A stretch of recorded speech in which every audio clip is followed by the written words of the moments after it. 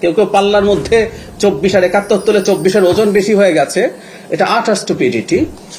ওই স্বাধীনতার সাথে কোনো তুলনা নেই। আমরা জেট এন্ড ফাইটার কিনবো, এটা হয়তো কোনো একটা সময় বা অন্তত আলোচনা চালাচ্ছি, আমরা সেদিকে এগোচ্ছি, এটা 5 আগস্ট পূর্ববর্তী সময়ে সম্ভব ছিল না। আমাদের বিমান বাহিনীর আধুনিকায়নের কথা আছে, আমরা এর মাধ্যমে এই আধুনিকায়নের পার্ট হিসেবে বিভিন্ন মডেলের 4th প্রজন্মের MRCA, multi role combat aircraft, fighter aircraft, attack helicopter, VIP helicopter, UAV system সহ এগুলো চলমান রয়েছে।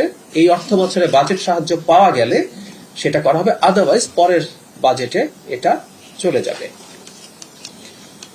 MRCA, জেট-10CE এবং অ্যাটাক হেলিকপ্টার একটি কমিটি কর্তৃক নেগোসিয়েশন মিটিং এর খসড়া চুক্তিপত্র হয়েছে। আমরা জেট-10 ফাইটার বাংলাদেশ কিনতে পারে এই ধরনের আলোচনা আমরা মনে হয় খেয়াল করেছি, এখানে একটু যোগ করে রাখা ভালো। সাম্প্রতিক একটা রিয়েল এক্সপেরিয়েন্স আছে কমব্যাট সিচুয়েশনে। ভারত পাকিস্তানের যখন যুদ্ধ হচ্ছে, ভারতের ডেসল রাফাল ডাউন হয়েছিল এবং সেটা করেছিল চাইনিজ জেট-10, এই তথ্য এখন প্রতিষ্ঠিত। সুতরাং চায়নার তৈরি একটা মাল্টিরোল ফাইটার এখন পৃথিবীর, রাফালকে বলা হয় 4.5 জেনারেশনের সবচেয়ে আধুনিক ফাইটারগুলোর একটা, তার সাথে কমব্যাট সিচুয়েশনে খুবই ভালো করেছে।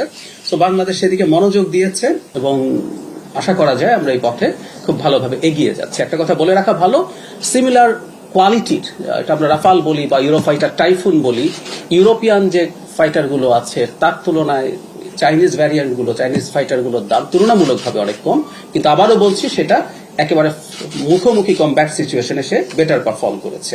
তো আশা করি আমাদের সরকার জনগণের প্রতিরক্ষা নিশ্চিত করার জন্য সব রকম কার্যকর পদক্ষেপ নেবে এবং এটা খুব জরুরি একটা ব্যাপার। আমি এই প্রসঙ্গে একটু বেশি বলছি, তারপরে একটু বলে রাখতে চাই, এটা খুবই ইম্পর্টেন্ট।